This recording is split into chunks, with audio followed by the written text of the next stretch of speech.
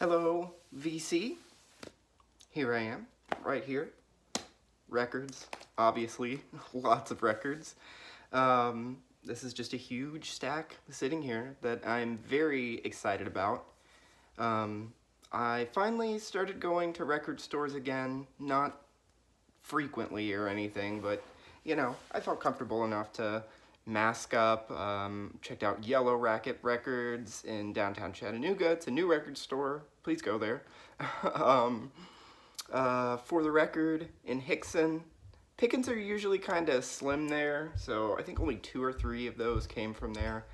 And lots of digging on eBay and Discogs. I mean, I'm mostly stuck inside, so what else am I going to do except for scroll eBay? And then other ones I bought in a lot from a friend of mine, and that's probably the most awesome stuff in here.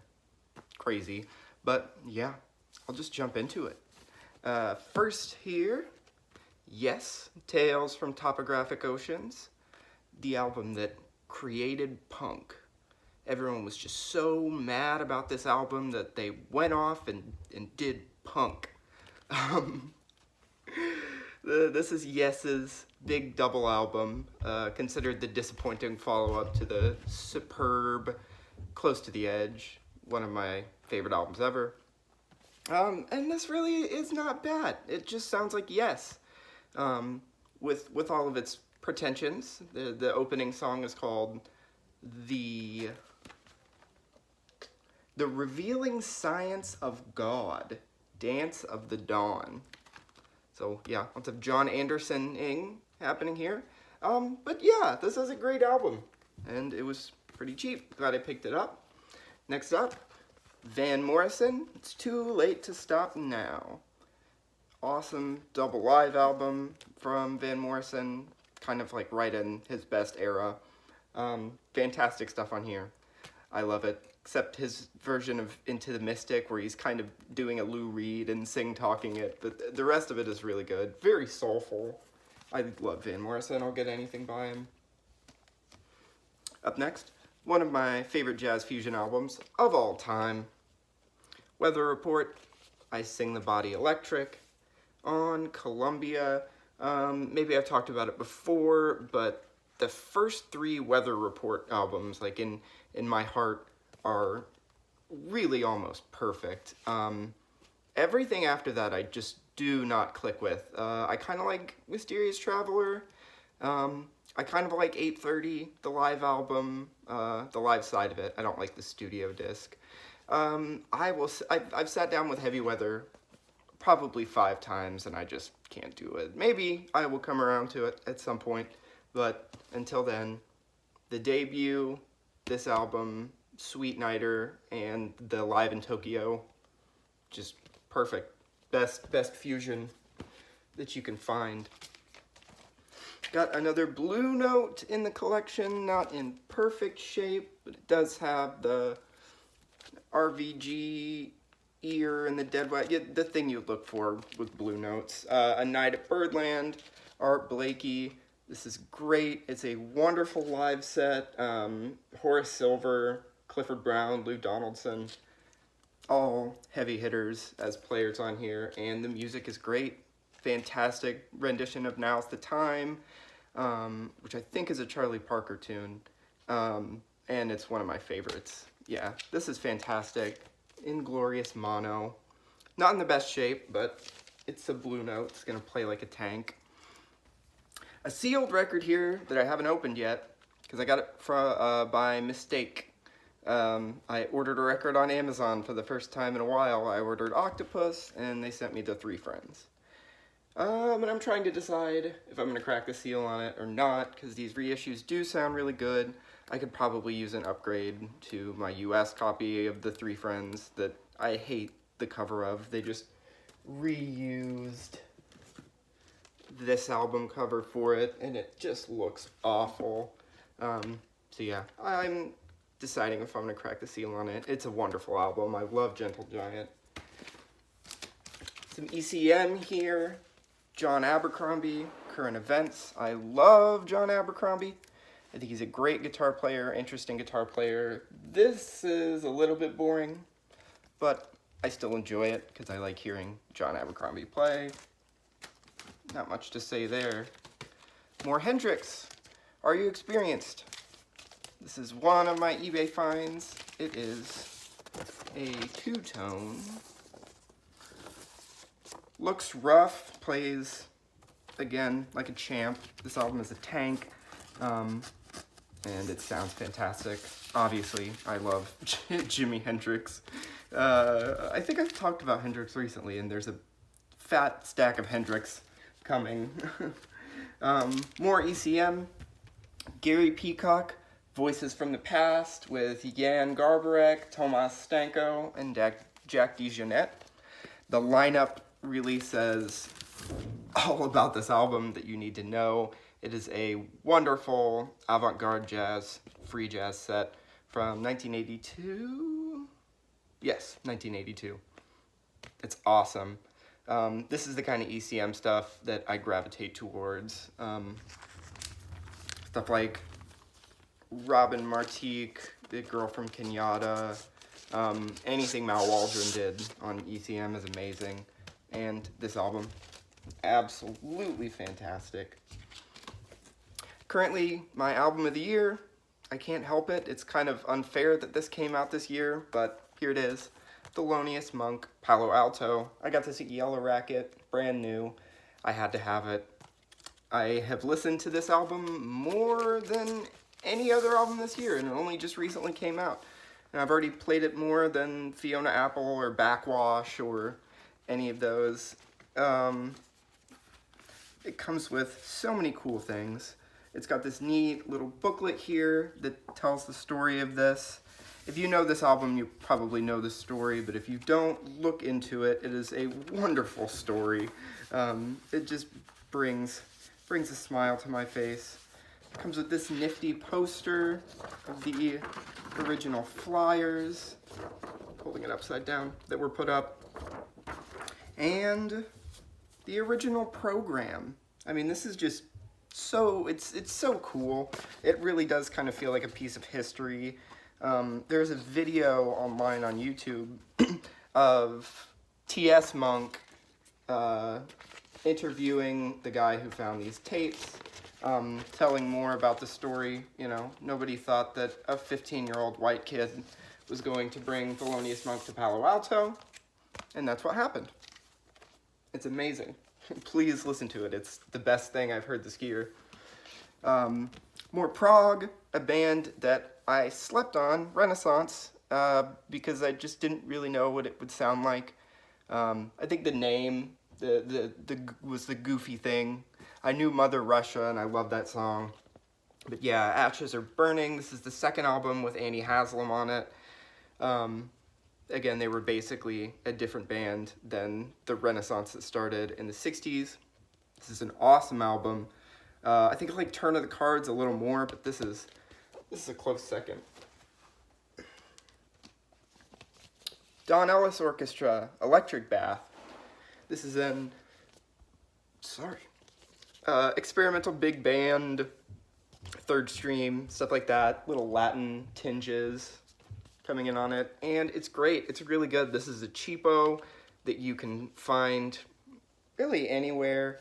It's on the Columbia 2i. And again, this is just, it's another one of those interesting Columbia releases, jazz releases, where they just took a chance on it and said, all right, we don't understand this, so I guess we'll put it out. Along with stuff like Science Fiction by Ornette Coleman, and of course, Bitches Brew is a big one. You know, controversial, weird albums. The label threw their hands up and said, what do we do? Put it out. And they were huge. Yeah, this is a really high-selling album. Been repressed a lot. I love it. A hero of mine, sadly, recently departed, Jerry Jeff Walker. One of my favorite country artists ever, and just his ethos, the vibe of his songs.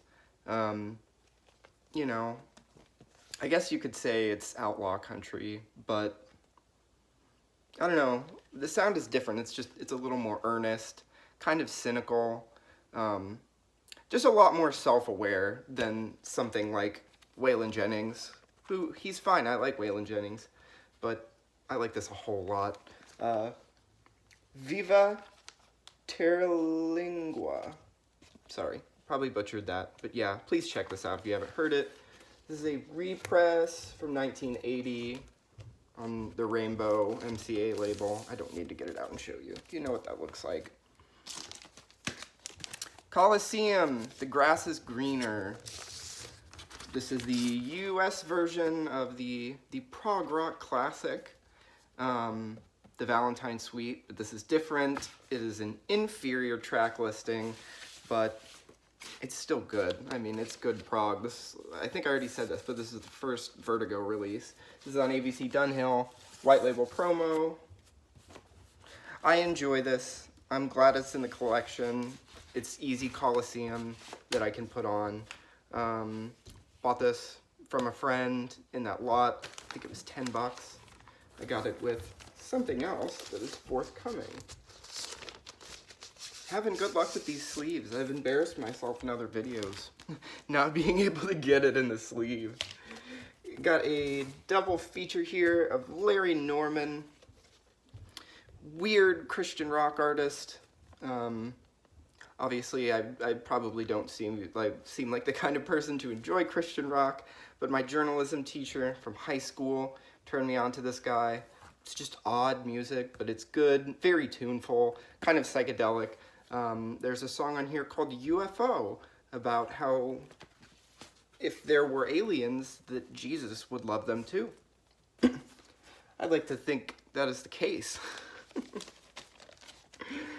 Tom Waits, Small Change. I bought this with that Coliseum record. I've been looking for this for so long. I've been looking for Tom Waits albums in general, and you just don't see them. They're pricey. So this came around, writing on the label, but it's fine. The VS is supposed to be like the McKay's thing for very scratched. Don't know why they write it right on the label. It's annoying, but it is not very scratched, and it sounds great. I'd say this is sort of the beginning of Tom Waits' weirdo period. Obviously not as strange as Rain Dogs or Swordfish Trombones, but signature, the Tom Waits thing. Judas Priest, Sad Wings of Destiny.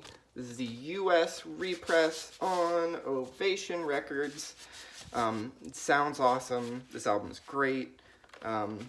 Really like flexing that kind of classic Priest sound. Probably not as heavy, but it's awesome. I mean, it's Judas Priest, and really I would buy this just for the cover art. It's really cool. I love Rob Halford, love Priest.